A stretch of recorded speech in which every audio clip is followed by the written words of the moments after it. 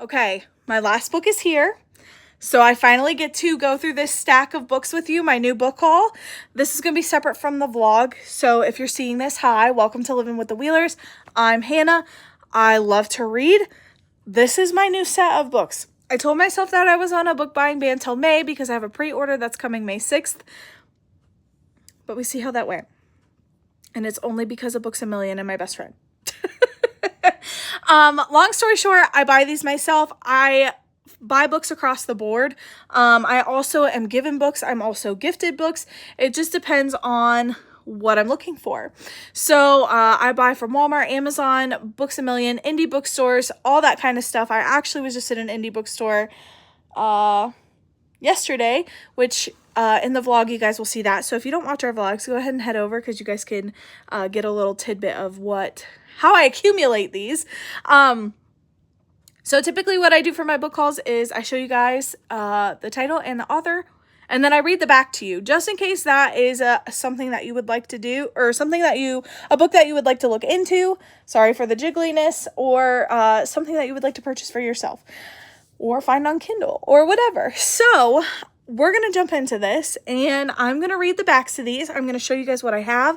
I have a lot. I have 2, 4, 6, 8, 10, 12, 14 books to share with you. So, are you ready? Let me get my big fat thumb out of the way. First things first, Strawberry Patch Pancake House. Now, this is part of a series. This is part of the Dream Harbor series. This is like one of those giddy, kick your feet type of books. But this is by Lori Gilmore. Let's go ahead and jump into the back. As a world-renowned chef, single dad Archer never planned on moving to a small town, let alone running a pancake house. But Dream Harbor needs a new chef, and Archer needs a community to help raise his daughter. Iris has never managed to hold down a job, so when Mayor Kelly suggests Archer is looking for a live-in nanny, she almost runs in the opposite direction. Now Iris finds herself in a whole new world, one where her gorgeous new boss lives right across the hall and likes to cook topless. Keep everything strictly professional should be easy, right? Again, a really good kicking your feet, giddy sort of book. It says a small town spicy romance. I have Pumpkin Spice Cafe, the Cinnamon Bun Bookstore, and I think it's called the Christmas Tree Farm. This is the 4th book in the series. And then I do have the 5th book on pre-order called The Gingerbread Bakery. That is on pre-order and ready to ship in September. If you hear Chevy barking, it's time for people to start coming home from work, so she might bark a little bit. But I actually have not read the series yet. My plan is to read these all the way through, back to back, without stopping or having stuff in the middle. Look how cute the foil is on these covers. Adorable. Love it. Next book. This is my most recent purchase off Amazon. This is by Emily Giffen. She is the author of Something Borrowed, Something Blue. Something Borrowed and Something Blue. They're separate books. But this one is called The Lies That Bind. I have tried to get into Something Borrowed, Something Blue, but it was pretty difficult for me. So I wanted to give her books a try, but I wanted to give it a fair shot. So we're giving this a fair shot. And I found this one interesting, so I hope you guys do too. It's 2 a.m. on a Saturday night in the spring of 2001, and Cicely Gardner sits alone in a dive bar in New York's East Village.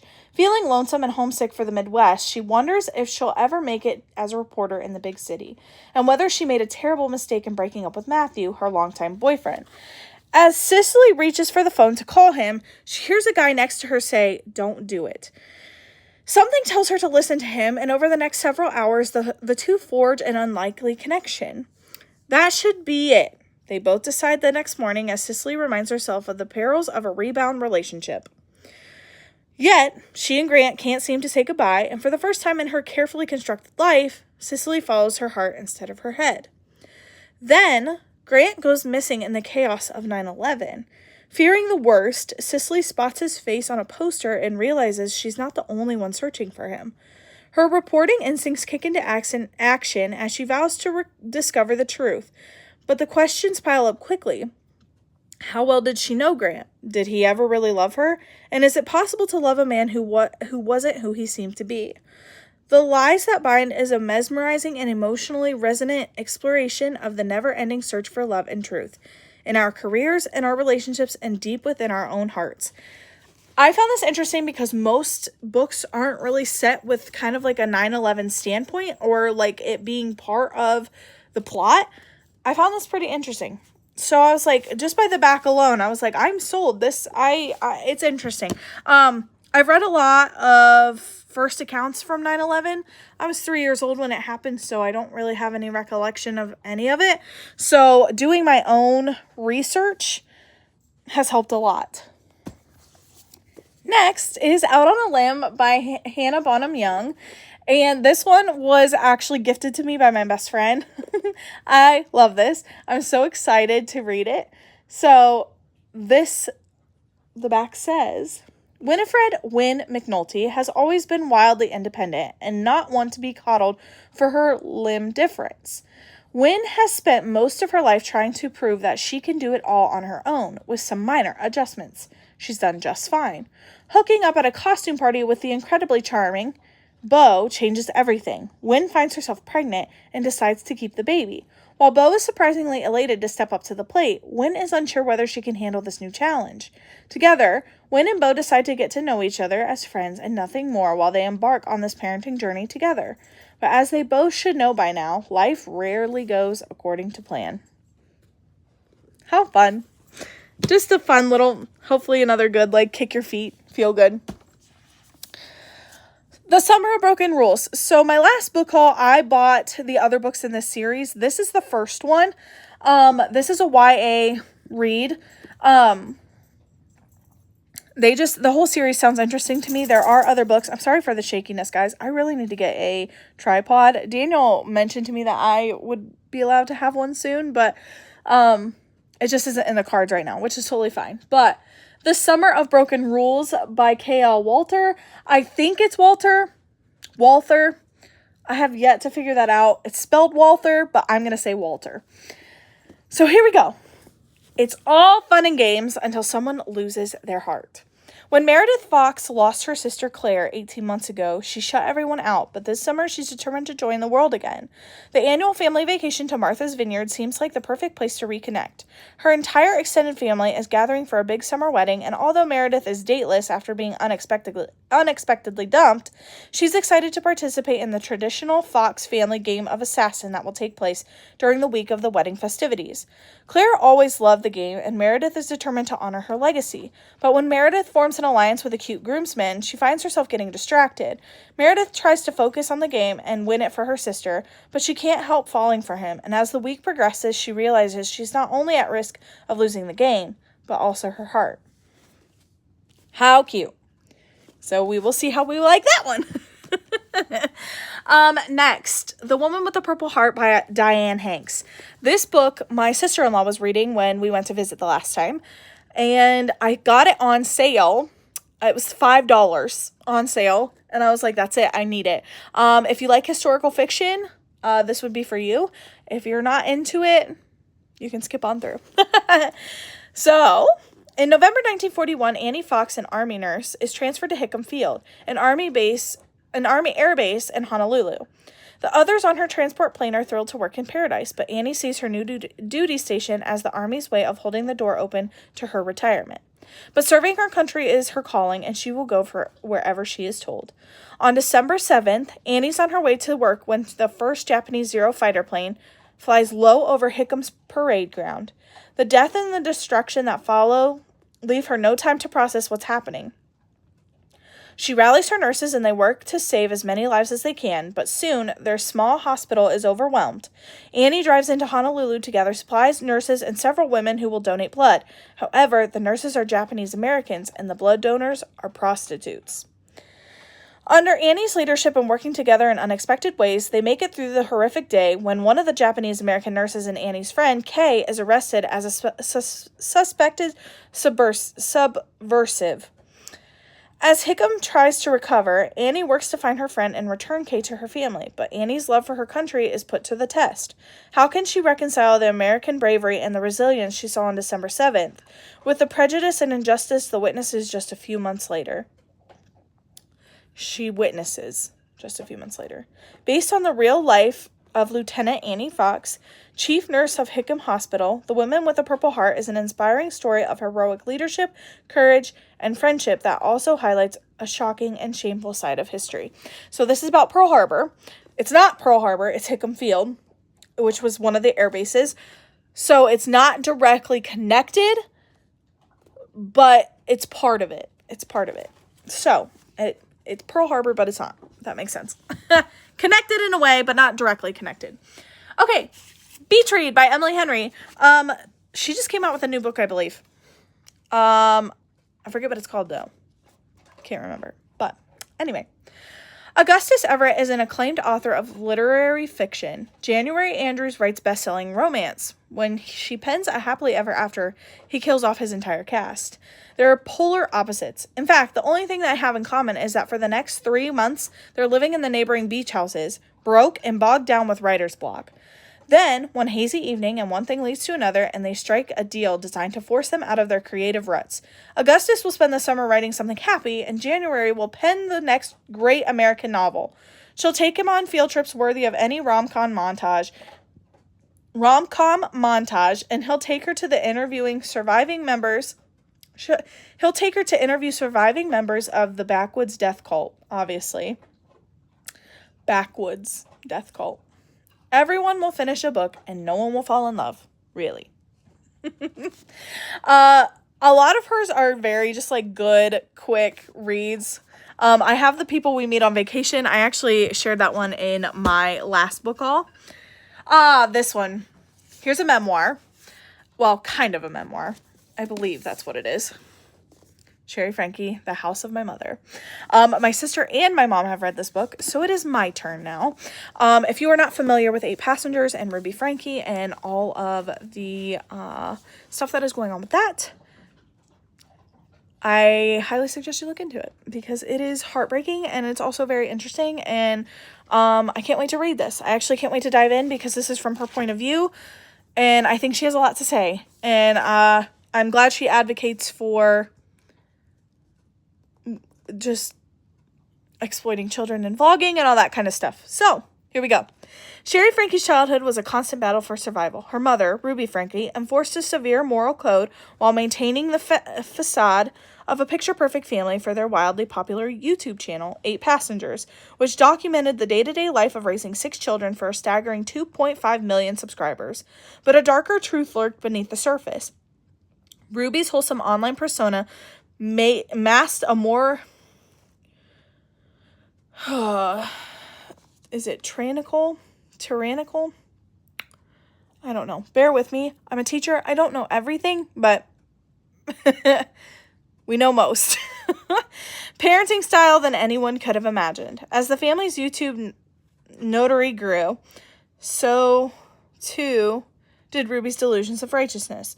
Fueled by the sadistic influence of relationship coach Jody Hildebrandt, together they implemented an inhumane and merciless disciplinary regimen. Ruby and Jody were arrested in Utah in 2023 on multiple charges of aggravated child abuse. On that fateful day, Shari shared a photo online of a police car outside their home. Her caption had one word: finally. For the first time, Shari will reveal the truth behind 8 Passengers and her family's devastating involvement with Jody Hildebrandt's cultish life coaching program, Connections.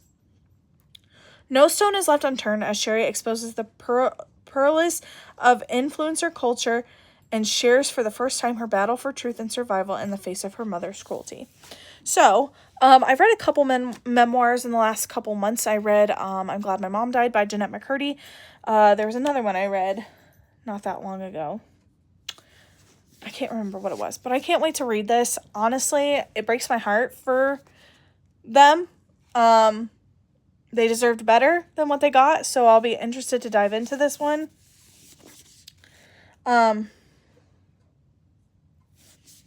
Yeah, they deserved better. That's all I'm going to say. If you have not watched the documentary on that, it is on Hulu. I highly recommend that you do so. This one, The X Talk. So this one's actually been on my TBR for a while. This is by Rachel Lynn Solomon. Here we go. Shay Goldstein has been a producer at her Seattle public radio station for nearly a decade, and she can't imagine working anywhere else. But lately, it's been a constant clash between her and her newest colleague, Dominic Young, who's fresh off a journalism master's program and convinced he knows everything about public radio. When the struggling station needs a new concept, Shay proposes a show that her boss greenlights with excitement. On the X Talk, two exes will deliver relationship advice live on air. Their boss decides Shay and Dominic are the perfect co-host, given how much they already despise each other. Neither loves the idea of lying to listeners, but it's this or unemployment. Their audience gets invested fast, and it's not long before the X Talk becomes a must-listen in Seattle and climbs podcast charts. As the show gets bigger, so does their deception, especially when Shay and Dominic start to fall for each other. In an industry that values truth, getting caught could mean the end of more than just their careers.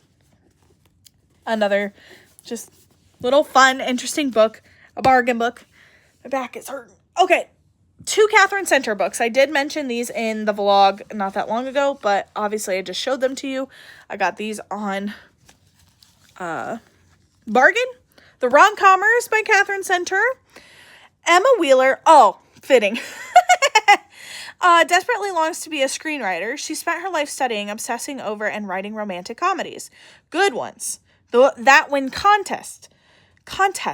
But she's also been the sole caregiver for her kind-hearted dad who needs full-time help.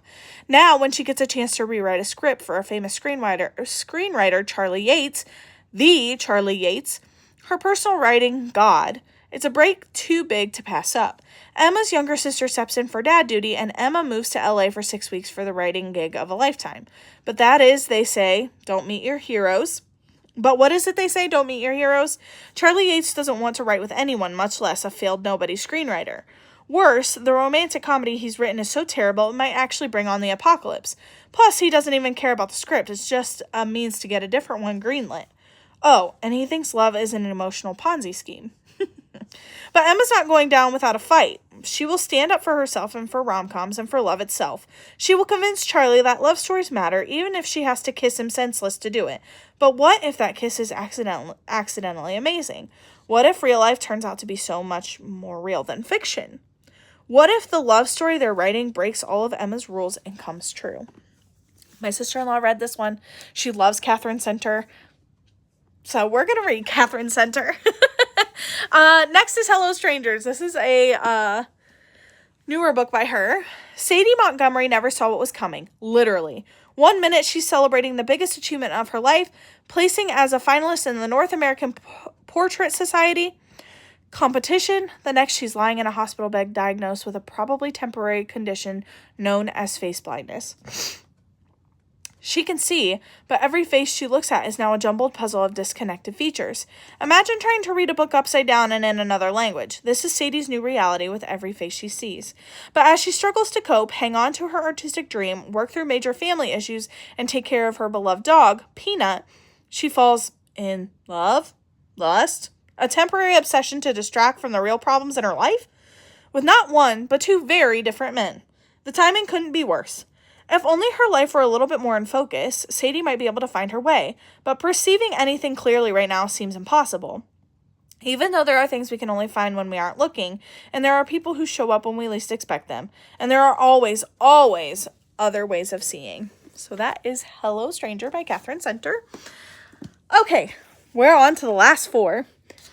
This is just a little feel-good my best friend and I picked up together. This is An Island Summer by Jenny Hale. I have Firefly Beach, Summer on Firefly Beach, I think. I want to get the beach house. I think I have the beach house. I believe. Let's read the back.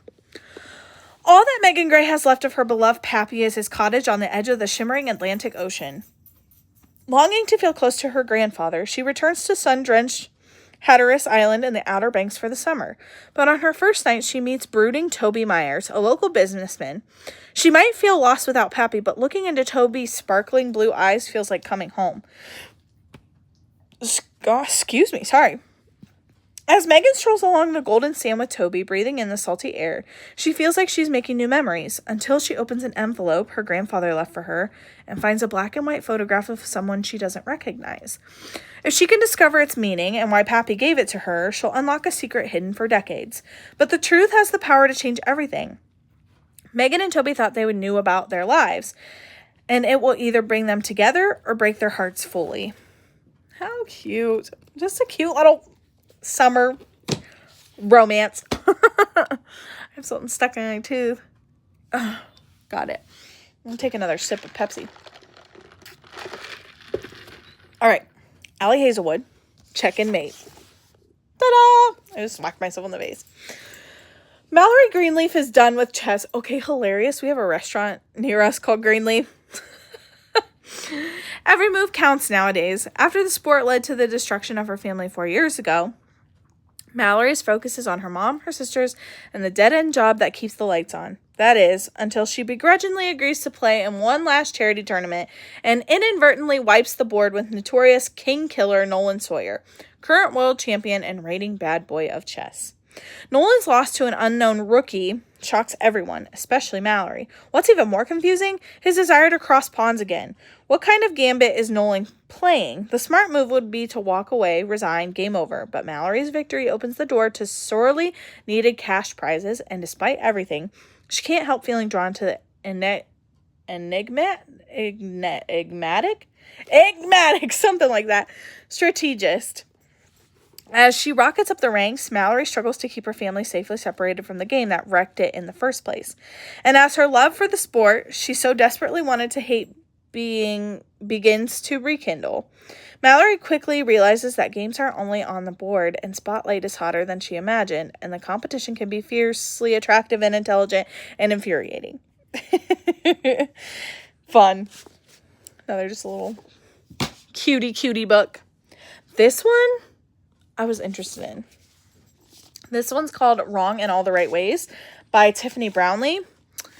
I opened this up and I was like, okay. What I was saying was I do think this is YA. So let's read. Emma's life has always gone according to her very careful plans, but things turn toward the unexpected when she falls in love for the first time with the one person in the world who's off limits. Her new foster brother, the gorgeous and tormented Dylan McAndrews. Meanwhile, Emma's AP English class is reading Wuthering Heights, and she's been assigned to mimic Emily Bronte's narrative style and an epistolary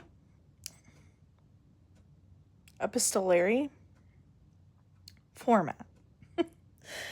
With undeniable feelings and no one to confide in, Emma's got a lot to write about. The stakes are high, especially since this escalating attraction could threaten Dylan's chances of being adopted into Emma's safe home. But the strength of first love is all-consuming, and they are soon enveloped in a passionate, secretive relationship with a very uncertain outcome. I just love this, and look at this cover. Like, how beautiful is that? So, I kind of get giddy when I read that. Last but not least, this was a full price book. This is called Pictures of You by Emma Gray. My best friend and I also bought this one together. We are also going to read this together. But we read the back of this and I found this super interesting. It says a Libby book. Not sure what that means. Oh, it looks like the publisher maybe. Okay. Evie Hudson should be grieving her dead husband, but since the car crash that claimed his life and landed her in the hospital, she can't remember him at all. The only person who can help her piece her past together is her high school best friend, Drew Kennedy. When snippets of her memories start falling into place, Evie wonders exactly how she ended up in a life that couldn't be further from the one she dreamed of.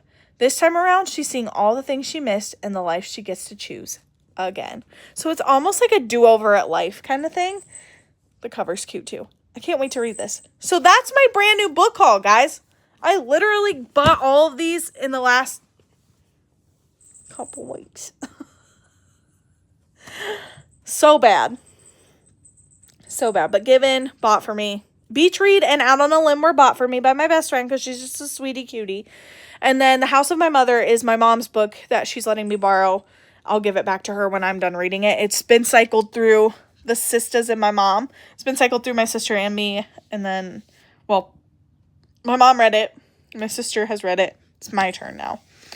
So that is everything. I am currently reading a Sarah Kate book.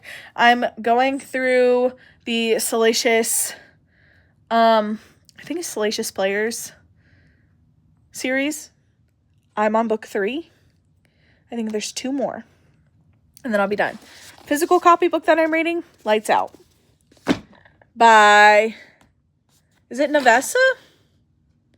Navessa Allen? Book 2's coming out soon. And I think I have that on pre-order. I think. So anyway, that's everything. That's all my books. I hope you guys enjoy this book haul. And like I said, I read the backs just in case that's something someone would be interested in. I never know what anybody's really interested in. I read across the board. I read YA. I read thrillers. I read romance. I read historical fiction. I read it all. Besides, like, what don't I read? I don't read horror.